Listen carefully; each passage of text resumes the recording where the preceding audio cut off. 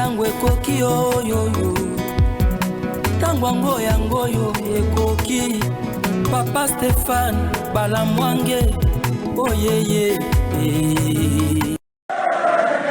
Obuta kufae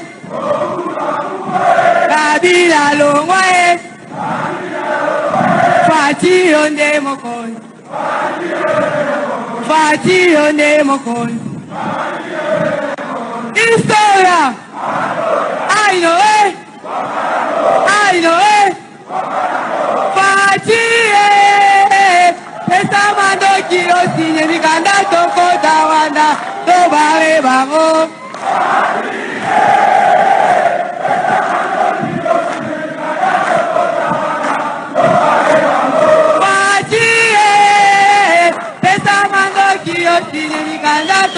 Tawanda, Tobare Bago.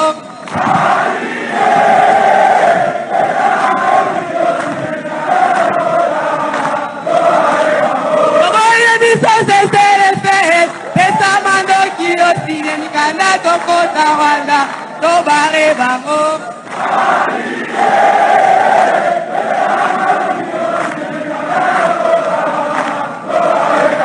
Tobare Biso se Selefe, Pesamando Kio Sine Nikanda Toko Tawanda, Tobare Bago.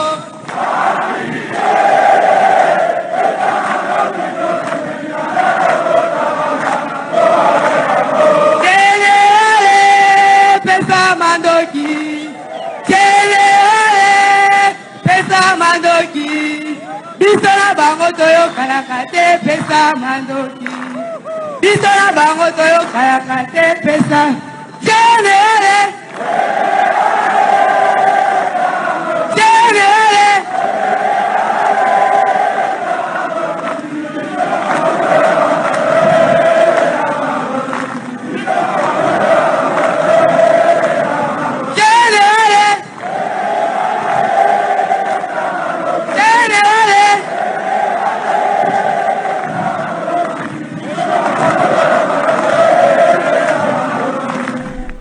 Bien voilà, là nous sommes en direct de Quito, dans le Congo central.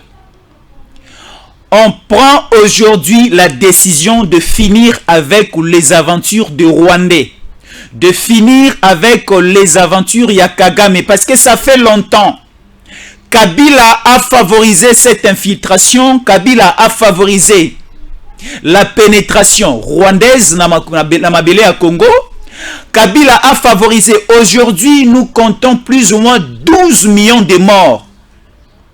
Bandeko batata na ba mama na bilenge basipe mibali na ba bébé ba ebelo côté ba koufi ebele na niveau à est de la République démocratique du Congo. Alors, lelo bandeko bo pesa biso matoi s'il vous plaît. Tozo panza, tozo pesa, tozo bimisa ba vérité ebele lolo. Vous allez comprendre certaines choses. Non. Bossa la biso confiance. Bossa la confiance n'attend que RDC parce que c'est l'heure de la vérité. Bako sibiso pe mingi, bako sibiso na kata distraction pe mingi. C'est maintenant le temps où il faut biso ba congolais, tozwa pe bon somi na biso, tozwa réellement indépendance na biso. On veut toujours que la population congolaise, que la République démocratique du Congo et continuer à dépendre na occidentaux et le petit pays comme le Rwanda et continuer à inquiéter biso. Alors nous avons un chef de l'État qui a pris la décision de finir avec les aventures au Kabila à Permetaki et Salama et Zoa Place et inquiéter biso na kati le Congo. Là, on a voulu vous montrer ces militaires basés au niveau à Kitona. Plus ou moins 35 000 militaires. Je l'ai dit, plus ou moins 35 000 militaires basés sur la formation au niveau à Kitona. Si nous faisons la comparaison, si nous faisons la comparaison par rapport au nombre de militaires au formation au niveau de Kitona dans le Congo central et le nombre de militaires au Bazan à Rwanda, car le nombre de militaires au Totukomo dans la vidéo, le nombre de militaires à Rwanda.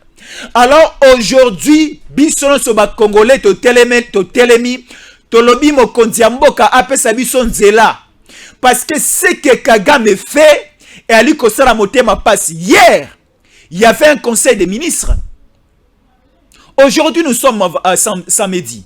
Hier, vendredi, c'était le 101e conseil des ministres et Salamaki.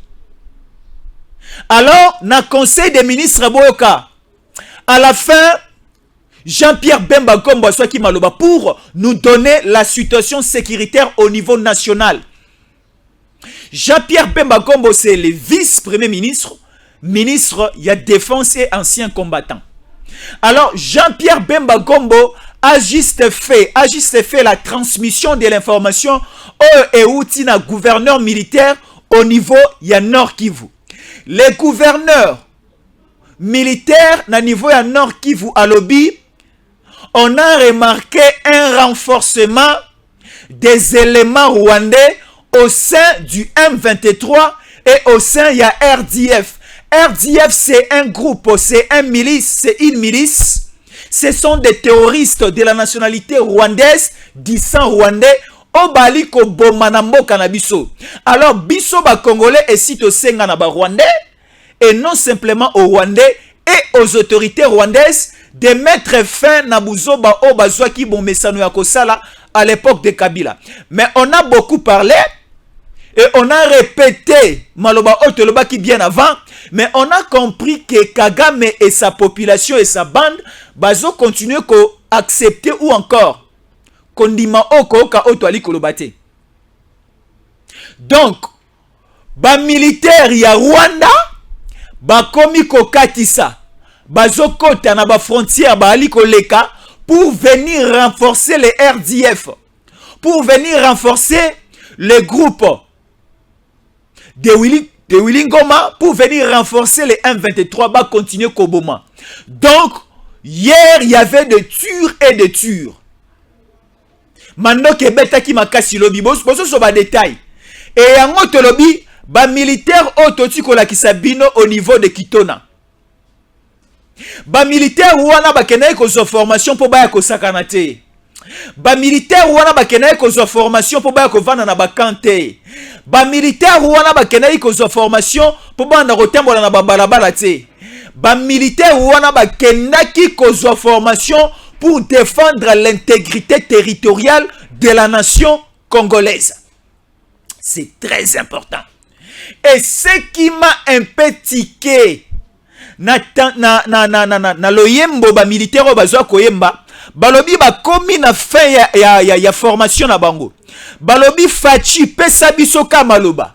Fachi signé juste mikanda, tokota na Rwanda, to silisa mobulu oyo. Totika tokata virus oyo continue ko boma biso na est. Fachi signé mikanda, général Pesa Mandoki. Alors, nous sommes dans une situation oyo guerre eza mboka. Nous allons bien sûr finir la guerre avec la diplomatie. Il faut aussi regarder l'angle ya armée na biso. Parce que bato o bali ko bundisa biso, bali ko utiliser pas simplement la diplomatie, mais bazali ko utiliser pena mandoki. Il faut qu'on se le dise. Tolingi mboka oyo, tolingi pas simplement mabele ya Congo, mais tolingani biso na biso ba congolais. Oui, mabele ezali to yaki ko kuta yango to rotika yango. Biso pe to botamaki to rokufa un jour, mais to koki jamais kondima moto akufa pas dans la volonté de Dieu. Tolingi jamais koyoka ke moto akufi na ekolo Congo la volonté à Kagame.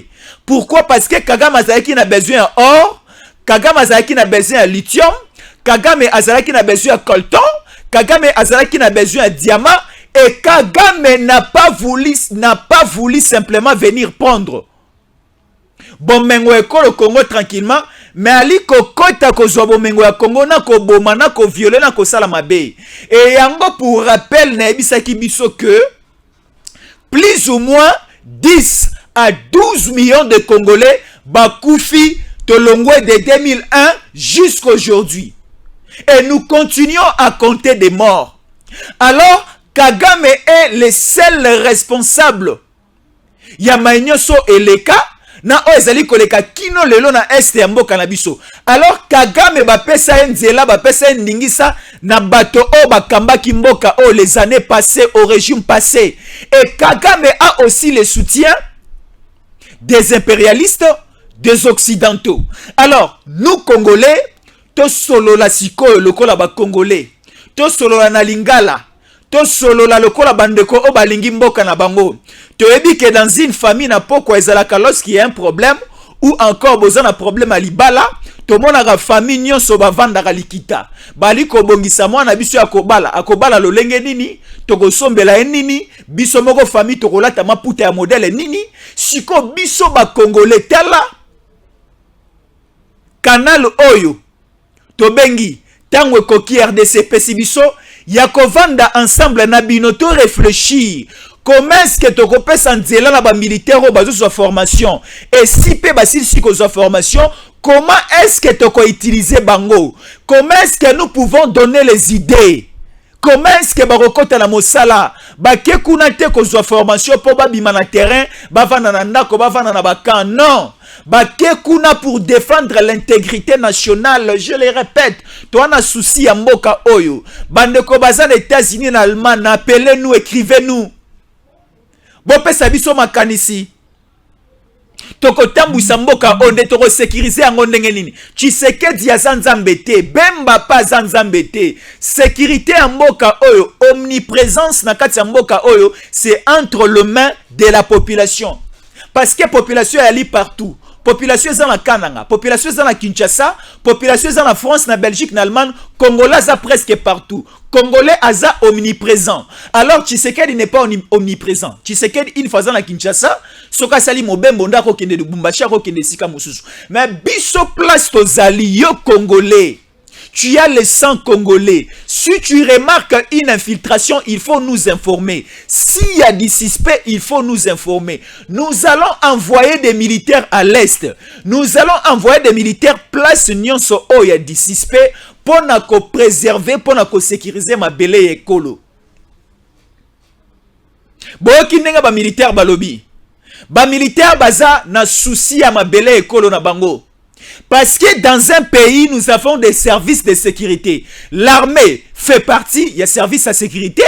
La police est allée faire partie, on a des services à sécurité. L'ANER, les DEMIAP, ainsi de suite, est allée ensemble, il y a des services à sécurité. Nous sommes aux anakati ekolo. Alors, bandeko oyo bozali kolanda biso tika to fongola bino makanisi. Bo fongola matoyi bo kasiko makamutolingi tolingi to bimisa awa.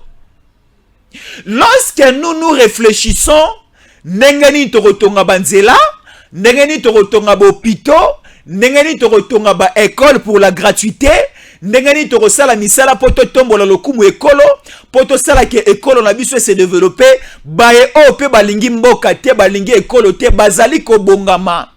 Bazali ko bongama po ba pelisa moto na ekolo, bazali ko bongama, tozala vigilant tola la pongite.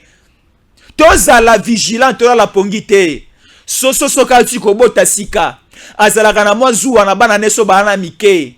Kongo na biso o ezalo kola mona toti kobota sika. Il faut toza la vigilante na yango. To kanga miso te. Tola la pongite. Mama soka oti kobota. Alala ga liboso ya mwana te. Mwana soka zana mwana moke. Mama luka nanu mwana zwa pongi yenda koya kola la sima. Alors tokoki jamais kosundula mboka na biso pendant que nous avons des sérieux problèmes. Pendant que nous sommes dans une période de conflit, nous sommes dans une période de guerre, alors soyons tous vigilants. Avec Kingakati, il faut être vigilant. Avec Lubumbashi Kashobwe, il faut être vigilant. Avec cette nouvelle milice Yamobondo, il faut être vigilant. C'est très important parce qu'il y a des informations jouées par-ci par-là. Bande ko amikili poto bazali ko benga. Bande ko pe bazan nzinga bali ko benga. Bande ko bazana bandu du bazali ko benga. Bande ko aussi acide ou bangi ba ko benga biso. Balingi ba bimisa un nouveau conflit entre deux communautés, entre deux ethnies ezana niveau acide ou bangi. Bomoni nenge conflit e uta ekobima entre les Teke les Yakano loin de Kinshasa. Balingi baluka conflit na mususu kota Sidu Bangi et pas Bangala. Donc balingi de nord au sud, de est à l'ouest, ballon na ba conflit presque partout. Pourtant, bako telema ba pelisa moto, baza na facilité à conquérir nyoso bali koluka. Alors, soki biso toza na toza pridente. Soki toza pridente, nous risquerons de perdre ces pays. Et si aujourd'hui nous perdons ces pays, tu perds ces pays au perdre pays. Indépendance na yo, au perdre pays.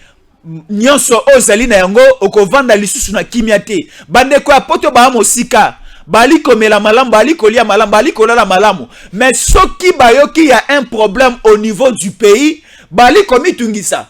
À combien plus forte raison moto azan États-Unis, Congolais azan États-Unis, ali komi tungisa pour un problème aux na kati mboka. Ngai siko na kati ekolo na komi tungisa à quel niveau, à quel degré? Alors il y a maintenant des Congolais au bazan na kati ekolo, bali coopérer avec les nilotiques, avec les étrangers, avec les impérialistes, avec les occidentaux. Bazali coopérer avec les Tutsis, avec les Rwandais pour tuer ces pays, pour brûler ces pays. Et na maboko na bango on a remarqué basimbi besens pour amplifier la teneur ya moto o balingi ba pelisa na Congo. Est-ce que tu as dit maman lo baboy? Alors ba militaire na biso fo ba bima basala mobulute, ba bima ba bomate, mais ba bima pour nous sécuriser. Babima pour sécuriser notre nation. Babima pour sécuriser bazamba na biso, mai na biso, bisobe na biso, ba richesse na biso, mabele na biso, mondele ekolo mobimba. Tala souci na biso zawana.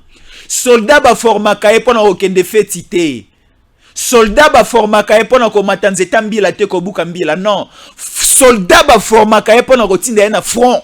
Soldats baformakaye pour sécuriser la nation. Et la meilleure place, les meilleurs endroits aux soldats, il faut attelema. Il faut attelema na mondelo ekolo. Atala nzinga nzinga, wapi mabe ezali ko uta, wapi kimia ezali. Militaire avant d'aller sous na kan kokolote.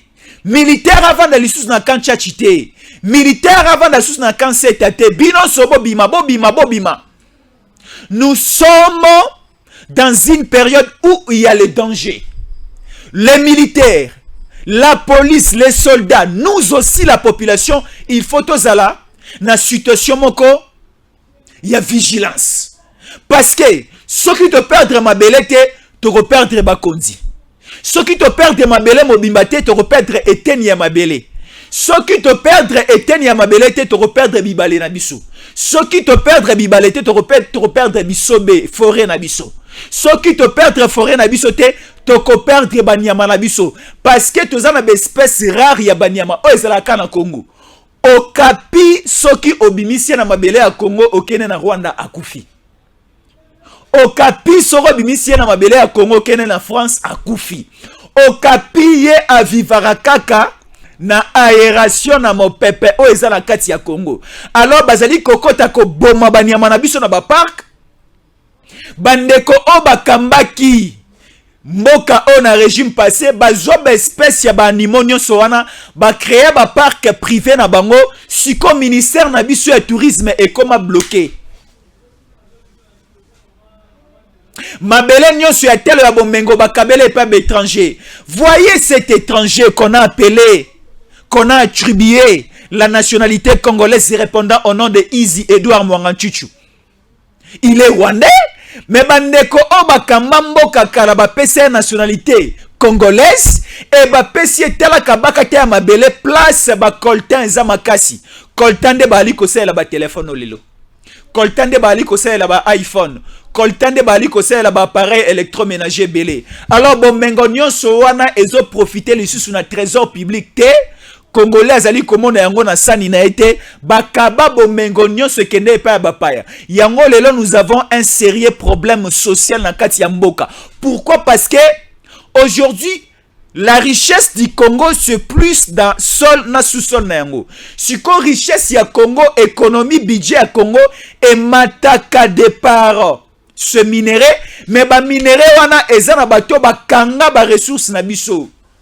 les 100% à or n'abusons ce qui n'a qu'à Rwanda. Les 100% ya coltan n'abusons ce comment sous la gestion de Moranchuchu. Oyo Kabila a pesaye ndingi sawana. Nous devons libérer ces pays. Nous devons libérer ces pays, Bandeko Balandi. C'est sérieux ce que je dis. Ceux qui te lali pongé sili. Ceux qui te lali pongé sili to zangé. Une fois quand on grandissait, j'avais fini mes études primaires et secondaires. J'ai obtenu mon diplôme d'état. Il a fallu que na longwa na ville Oyo. Mes parents bazalaki na kene na ville mususu pona ke de kotanga. Alors na ville on a ke de kotanga ezalaki epa ya ba parents biologiques na ngai te. Ezalaki epa ya ami ya papa na ngai. Ta on a commis na ville wana na komi ko vanda na ndaku ya ami ya papa na ngai. Et on nous disait que il faut qu'on zala na ndaku tango biloko ebeli. Soki oza na ndaku biloko ebeli ndeko lia. Mais soko oza bitambola tambola etali yo soki bilei ebeli. Ba oh ba kozala sur place ne ba rolia. C'est aussi le cas de la République démocratique du Congo. Donc au régime de Kabila, ba Rwandais nyonso nde bazwaki nyonso o ezalaki propriété privée à ba Congolais. Et sengeli biso tolia mais biso to ali kolia te ba étranger ne ba ali kolia. Tala ndenge lelo Masangwe Mati. Tala ndenge lelo Matata Ponyo. O ayaka na délégation ya ba ancien étudiant ya Ouganda. Oui, je le répète, Matata Ponyo ayaka comme président dans une délégation yaba étudiant ougandais na mabele à Congo. Mais lelo Matata Ponyo ba pese ba moyen a comment jusqu'au haut niveau ya kozala ministre ya finance ya kozala pe premier ministre na mboka oyo. Il a géré des projets et des projets. Prenons le cas ya projet agroalimentaire Yabukanga Lonzo, plus ou moins 205 millions de dollars. Et ces projets anéantis par terre, il n'y a pas de résultat. Or, selon la vision de ces grands projets, Masangu et Lingayi Koko Meloko Pamba, nous produisons avec Bukanga Lonzo, nous consommons au Congo, Totikalipe na une grande quantité. Toroyi peut roter que la base africain, Toroyi peut roter que la base gabonais, ainsi de suite. Donc, selon la vision, Oyo ezalaki bien établi pour Nabukanga Lonzo, c'était Yakolié sa Congo Mobimba Totikali pe na moi miens Toteki Libanda. Mais de telles personnes ont favorisé détournement à Mosolo et Matata Ponyo a détourné Mosolo. Oyo azalaki kokambaye à l'époque comme président de la République Akangi Monoko. À l'époque aussi il y avait l'IGF basali pe le côté. Alors bazelaki mwana mboka mwana ekolo de père et de mère Tshisekedi aya atelema atelemisa IGF alelo basala ba enquête pour to comment la situation autour nango lelo est-ce que bandeko balinga kimboka? Est-ce que bandeko balinga kimboka? Tala, nous sommes dans une position Oyo, l'État congolais ezali kobimisa mosolo ebele pona former ba militaire pona futa bango et engager bango bazo matriculer la l'État. Alors mosolo auto refuta ba militaire na biso ezala ya pamba te ezala to futa bango to kanisa pe malamu ko traiter ba famille na bango malamu basi pe bana na bango mais to tia bango na misala basala musala. Nos militaires vont accompagner ba service na biso ya demia paroko tatiki ngakati. On va tout vérifier. Na ba sani na ba lutu nyonso ekozala enquêté. Na toilette na ba dal nyonso ya kingakati, tout ça sera enquêté. Il faut connaître tout. Si aussi vous remarquez que moi je suis suspect, je vous donnerai l'adresse de ma maison. Venez aussi enquêter chez moi si j'ai des armes. Soki nazana mandoki boya tasikoyo na alina yangote. Mais bato nyonso bazana ka suspect. Nga na tikala ko so téléphone na ngai tena benga James Kabarebe. Na tikala jamais ko so téléphone na ngana benga banguna ya Congo les Rwandais. Na tikala jamais ko sala une complicité avec les occidentaux, avec les impérialistes, avec les américains pour anéantir, pour brûler mon pays. Aucun jour. Vérifiez même idée à téléphone na ngai. Vous ne retrouvez même pas de mauvaises communication eza contre mon pays. Mais bato nyonso bakangi bango na ba communication ya mabe. Parce que avec la technologie actuelle, il faut les comprendre. Je l'ai dit hier ici, parmi les révélations dans Salaki, avec la technologie actuelle, vit aussi l'évolution actuelle, toutes les communications et zalaka tout autour d'un serveur, et ce serveur est contrôlable. Ce qui est kanisi masolo no sotolo la kaya kote kamboka, bayo karate bayo kakayo. Ce qui masolo no sosoana batalibanda okansake bayo kakayo bayo kakayo. À partir d'aujourd'hui, tika déjà maloba nyonso, tika déjà bapel nyonso, tika so salamabe. Soki ozwaka ngonga na yo ka pona ko benga bapaya, pona ko benga étrangers, pour appeler les terroristes, pour établir des groupes de milices, tika déjà po bayo kakayo. Tala ndenge bakangi bande ko ebele awa. Babandi ko tuna bango bawangani, mais preuve à l'appui, bacheli ye mongongo na ye nenga banayi ko benga. Bacheli ye mongongo na nenga banayi ko benga na mongongo abato banayi ko soana bango. Preuve à l'appui. Si nous sommes dans une période tellement que déjà il y a des petites enquêtes sur eux Salamaki, il faut maintenant créer des cibles, et avec ces cibles créées, il faut faire encore des deuxièmes enquêtes pour permettre à Bisso Siko d'arriver à un niveau Yakobenga Siko Batu pour passer à l'instruction et à la plaidoirie. Il faut Batuba Samba, il faut Batuba Loba, il faut Basamba. Là, c'est là il lengi. Il y a au monde aux États-Unis, Bayo Sambi s'appelle Donald Trump. Donald Trump ka sima tu cause la président des États-Unis. Et c'est là nga moi c'est mon amoté manamona na France à la télévision comme ça moi je vis. Ba de quoi France wali ko tala ngai na assure que beaucoup condamné ngai te beaucoup le ba pena moto lokutate. On a interpellé Sarkozy ba yoki bali ko landela par rapport à un dossier. Moi aujourd'hui je félicite les Sud-Africains. Vous allez me poser la question de savoir pourquoi est-ce que tu félicites les Sud-Africains. Les Sud-Africains, avec le problème, il y a apartheid au Bazalaki Nayango, il y avait une guerre au niveau de l'Afrique du Sud entre le noir et le blanc. Mais l'Afrique du Sud, il faut le comprendre aujourd'hui, la majeure partie et la terre sud-africaine appartient aux noirs. Ba mindele ba yokuta ba noir. Alors tant ou mindele ba yokuta ba imwindo na kati Afrique du Sud, balingi ba matela ba indo. Balingi ba imposer bango, balingi ba zo manette de commande, et aussi balingi richesse union sur Afrique du Sud, et comme sous leur gouvernance et profiter ka bango na le poso pembe, ba le poso moindo ba profiter de l'autre côté. Alors en Afrique du Sud, il y avait une grande guerre à l'époque appelée apartheid. Et tout le monde a Sud-Africain baïndo babunda makasi. Les Nelson Mandela et les autres. Nelson Mandela même a perdu plus ou moins 25 ans de sa vie. Il a passé 25 ans de sa vie au niveau de la prison.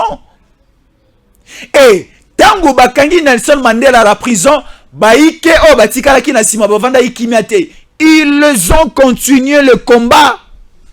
Ils ont continué le combat, et à la fin, après 25 ans d'emprisonnement, il y a Nelson Mandela ça payé. Depuis que Nelson Mandela a libéré, a comme président d'Afrique du Sud, jusqu'à aujourd'hui, il n'y a aucun blanc à Jobokonji en Afrique du Sud. Et Afrique du Sud est allée se développer.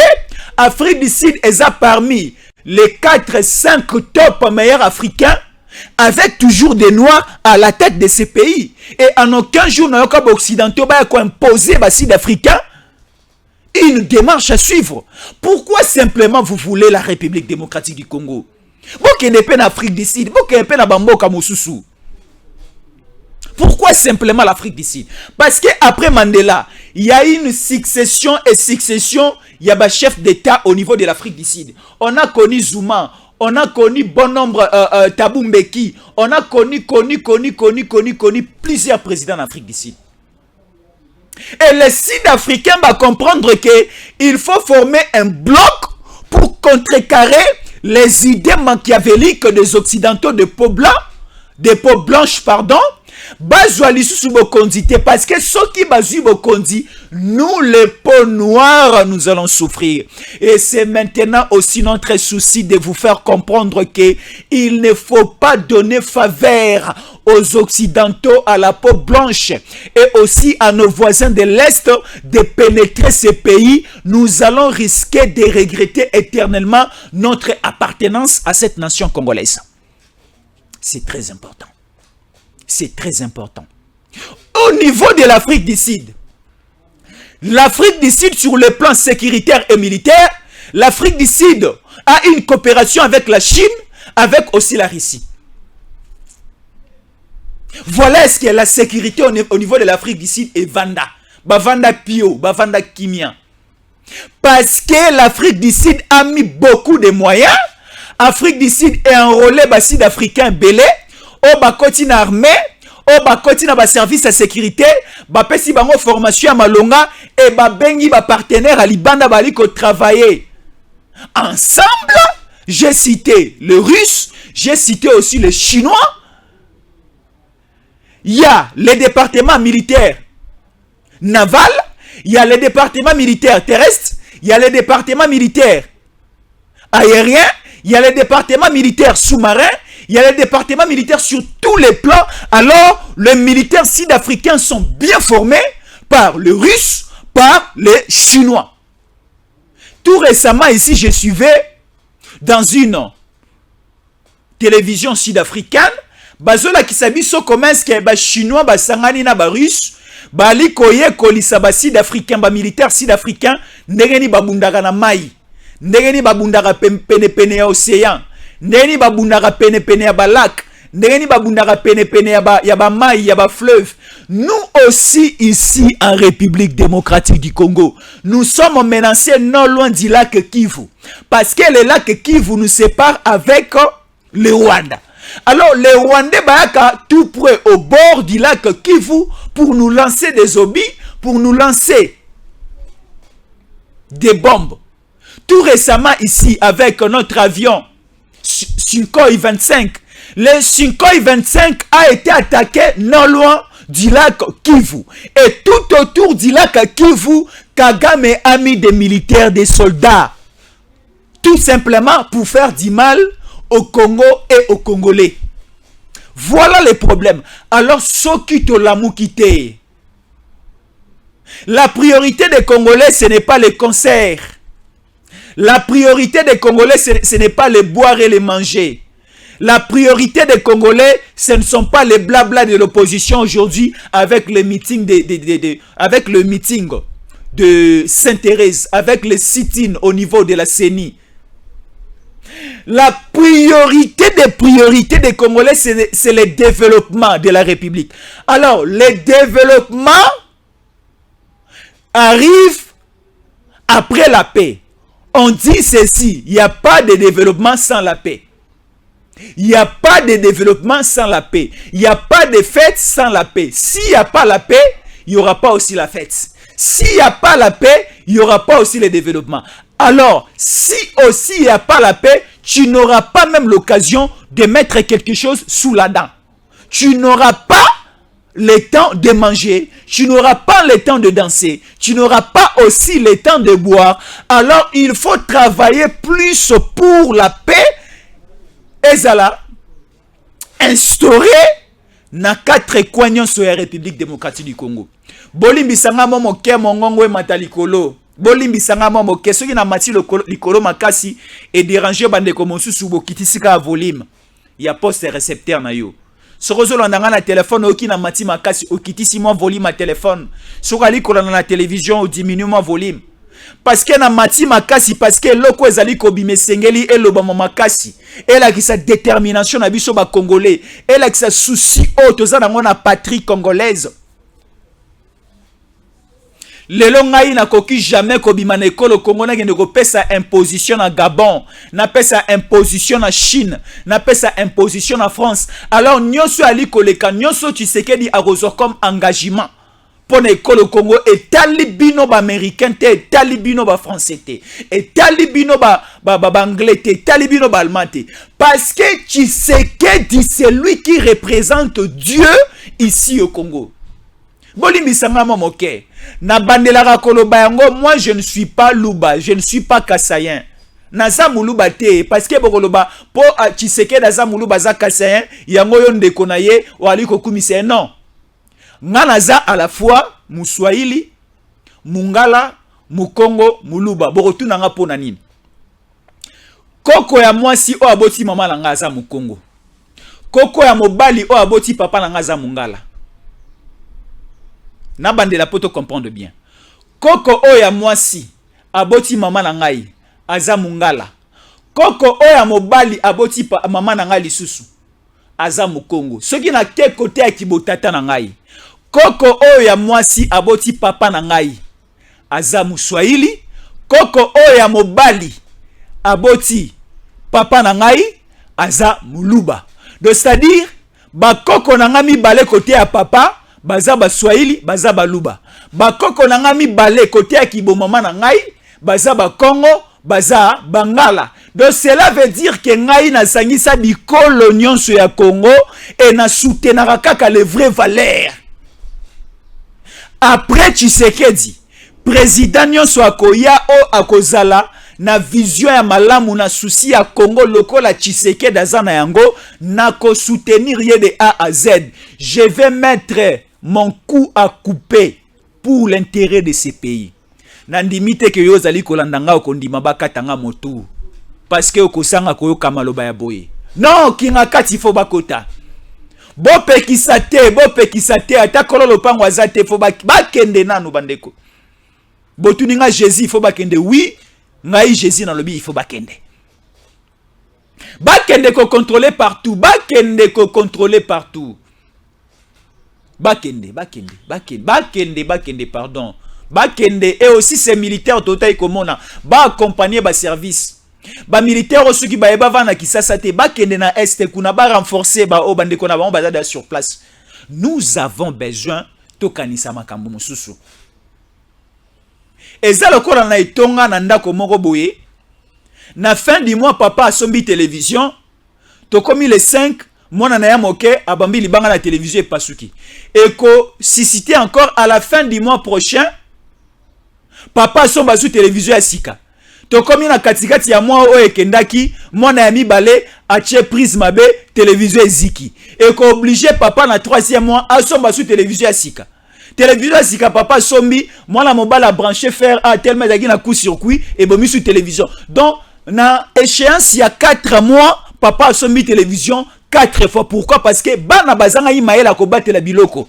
Biso peso ki to sangi maela ko batela mboka to ko banda ko tourner kana eloko moko etali sécurité. To silisa marambo sécurité sikoyo. Comme ça to kanisa fufu, to kanisa masangu, to kanisa kelasi, to kanisa marambo susu ko tonga mboka. Mais soki to za distrait na makambo etali sécurité c'est très important. Eza lokolo zunda kwa sika ko futela. Nako sika ko futela wana eza na porte ya malonga te porte ya libaya porte d'entrée ya libaya pete. O ata olali na butu okangi moto ali libanda za na facilité ya kotindika kokota pe ko saloma be tangu ozwinda kwa sika ya kofutela bandana nukotala ba entrée za ndenge nini fenêtre ya mabe o changer o tie antivol porte ya malonga te o changer o luki ya malamu ya libende ya makasi ata obimi o kefeti o tikinda ku yango moko moibe zo facilité ya kokota te tala esengele loko photo sana na kati ya mboka to banda ko placer ba base.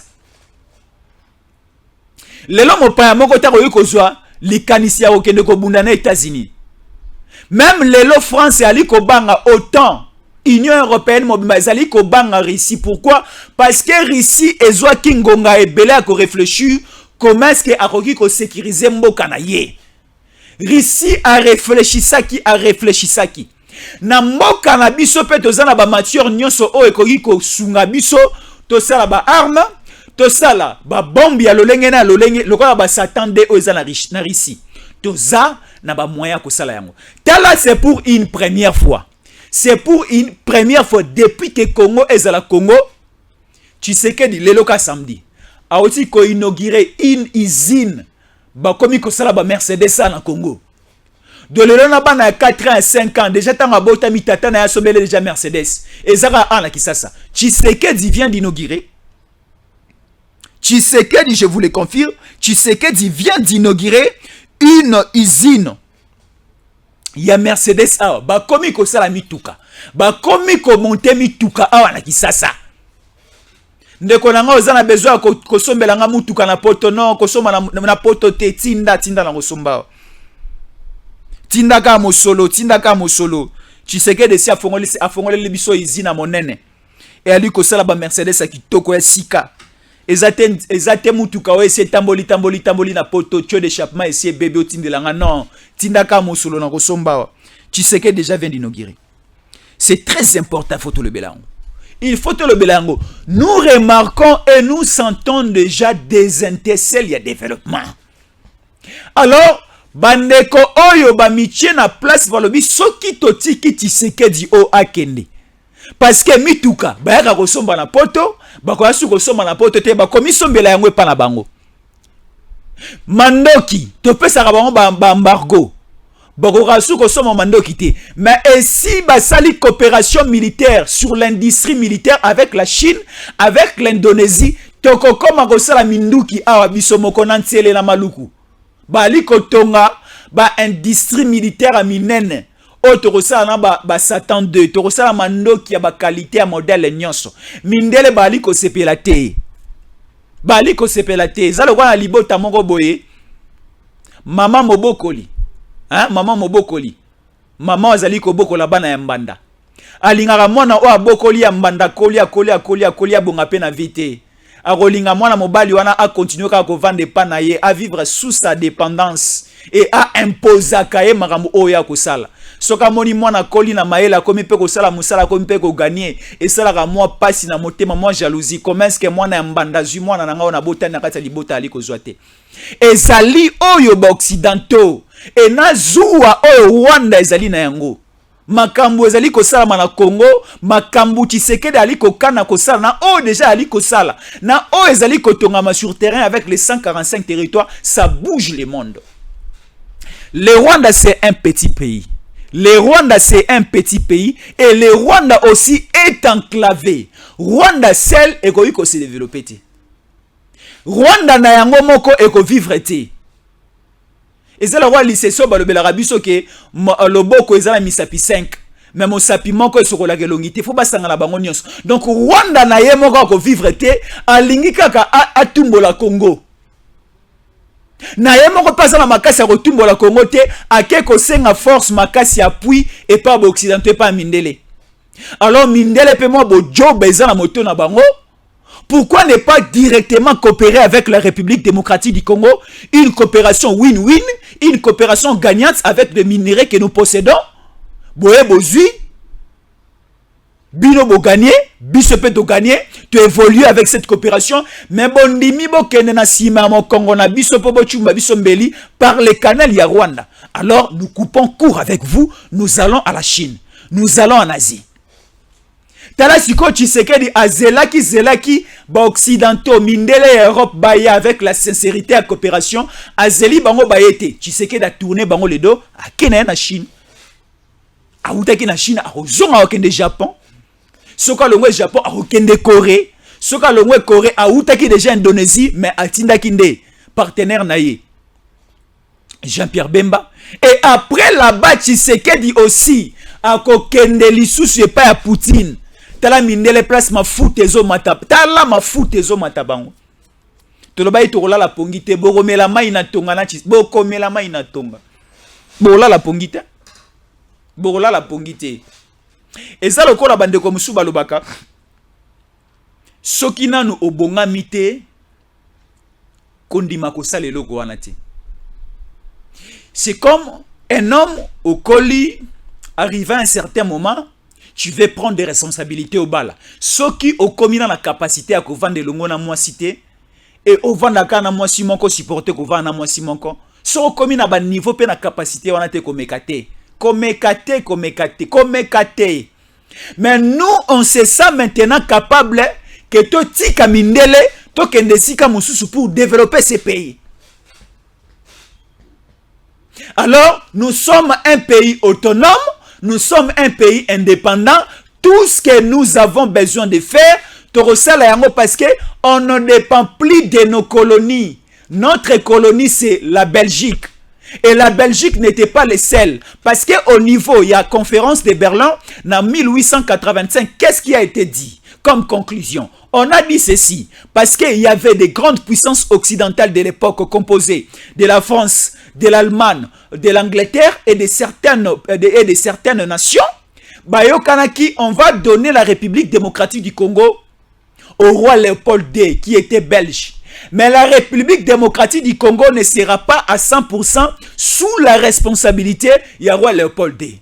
La République démocratique du Congo sera considérée comme une zone tampon où toute nationalité, où tout Européen aura le libre choix et la facilité à quoi que le côté à quoi que les soit en besoin. Et c'est pour cela vous voyez des grandes villes européennes nyonso etongama na mabele à Congo, na cuivre à Congo, na diamant à Congo, na coltan, na manganèse, na nyonso à Congo.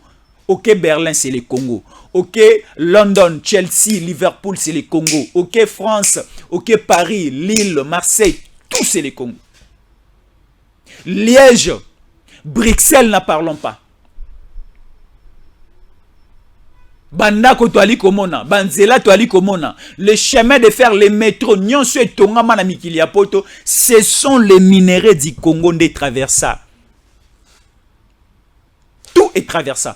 Alors le problème c'était quoi? Bayo Kanaki Boye, écoutez cette révélation. Bayo Kanaki, le Congo va appartenir au roi des Belges, mais on va exonérer toutes les nations européennes en ce qui concerne la matière. Il y a exportation. Qu'est-ce qu'on appelle exportation par rapport à ce que je vais dire? Donc, cela veut dire, bamindele nyonso ezala balma, ezala banane, ezala banani, akoya a azui cuivre et belé. Tant a ok, na on a port à matadi, a tiens on a bateau pour que na on Allemagne, et les droits à exportation, bako senga ya mosolote. Bako senga ya babilo comme société, bako senga ya papier. Donc, tu peux venir, tu prends comme tu veux, et tu t'envoles et tu prends les bateaux au Kenengoling. Arrivé à un certain moment, Motomoï n'a pas dit téléma. Et ce n'était pas simplement les politiciens congolais de l'époque. C'était l'esprit de Kimbangu. Ne et Télémisaki Batata Nabiso Bangkok Nabiso. C'était Kimbangu. Et Kimbangu Baboma qui est bien avant. Parce que l'homme blanc avait déjà compris. L'homme blanc a fait le discernement que ce Kimbangu, ce Dieu fait en chair, c'est un envoyé de Dieu. Il faut contrecarrer, il faut couper court son existence sur terre parce qu'il va ouvrir certains champs d'idées. Namotomoindo abenganabiso mondele. Et Baboma qui est bien avant. Et l'esprit de Kimbangu et de Kimpanvita est comme qui cautionné. Kimpanvita a koufa avant même Kimbangu. Kimpanvita baboma qui mais il y avait une révélation et zana mwana monga robima na Congo ya Kimpanvita enda kozala Simon Kimbangu et Simon Kimbangu va libérer le Congo. C'est ce qui a été fait. Alors aujourd'hui tu as déjà libéré et zana ba infiltré ba étranger moko boye ba lingi ba zongisa biso lisusu na case de départ. Est-ce que tu rolinga? Et si ba militaire na biso ba lobi fachi sine mikanda. Ba militaire ba lobi général Pesa Mandoki. Toko takuna. To sala otoroyi ko sala. Trop c'est trop. Trop c'est trop. Trop c'est trop. Trop c'est trop. Nazali ko pesa mbote makasi na ba congolais no so balinga mboka na bango. Na maman Jeanne depuis États-Unis d'Amérique na pesho mbote parce qu'elle ko bonde la makasi pona mboka. Toujours au niveau des États-Unis, na moni maman Astrid Masengo na pesho pembote. Na ke na France na Lille. Na moni mon vieux JM Jean-Marie na pesho pembote parce qu'on a souci mboka na yo elengi na yo apeti na yo ezala ratango Kongo ezana kimia. Tango Tshisekedi dali ko tambo na kimia ndeza rappel sengo na yo. Mon vieux JM Jean-Marie depuis Lille na France de pesho mbote na pesi lisusu Dadi Rachidi Mubobo depuis Vienne na Autriche na pesho mbote. wali ko zela pena tanga kombo na yo mais kombo na yali ko kima ngai kombo na yo kimi ngai komelanga kombo na commentaire koma kombo na commentaire na otanga onka siko so komi kombo na commentaire na tangi siko ozana Espagne komi na zana Espagne kombo na ngaboy na otanga naza boye kombo na ngaboy koma wana na commentaire. Merci beaucoup na bandeko penyo so bali ko komela biso na téléphone na WhatsApp na biso plus 243 81 57 20 388 plus 243 81 57 20 388 tala et pas ito komi na suki émission na biso. Merci de rester fidèle à nos programmes. Stéphane Balamwange, Joël Kitenge ensemble avec toute l'équipe Bali na Safari na bango basali na enquête.com partout dans la République démocratique du Congo, Bali Kotambola Kasai Mobimba, et vous aurez des reportages toujours ici dans Tango Koki RDC. C'est juste une façon pour nous, il y a l'accès-bino mboka ekomi na niveau nini, mboka ali Kotambola ndenge nini, mboka ba fai na yango ba problème ezalaki wapi, toyi ko bunda ensemble et longo na bino ndenge nini pour te relever. Ba place ezalaki déjà vraiment très na ba sérieux problème. To moni ba bisika musu Stéphane Balamwange akei a continuer école mususu kiti ya kovanda pona maître ezalité baba ya kovanda pona bana ekela ezalité tableau même ya kokomela pona kotangisa bana ezalité. Stéphane Balamwange vient de là bokomona bilili nyonso alors ba kondibo sala quelque chose congolais posa na capacité ko sala loko ozana capacité à mener le bing moka bien pona mboka na sala yango sala bolamu nyonso ko yiko sala pona mboka na yo nzamba ko pambola yo nzamba ko pambola. La Bible nous dit c'est lui qui bénira l'Israël, moi aussi je lui bénirai. L'Israël pour toi c'est la République démocratique du Congo. Si tu bénis ton pays, si tu bénis cette nation, Dieu aussi te bénira et ba génération na mobimba et ko bénéficier na lipamboli ya maloba ya malamu et misala ya malamu au ko poser pour ta nation. Merci de rester fidèle à nos programmes. Moi c'était Jésus Yankolé, je vous retrouve dans le tout prochain nos airs avec des tout prochaines informations. Merci. Tango ekoki oyo tango ngoyo ekoki Papa Stéphane Balamwange oyeye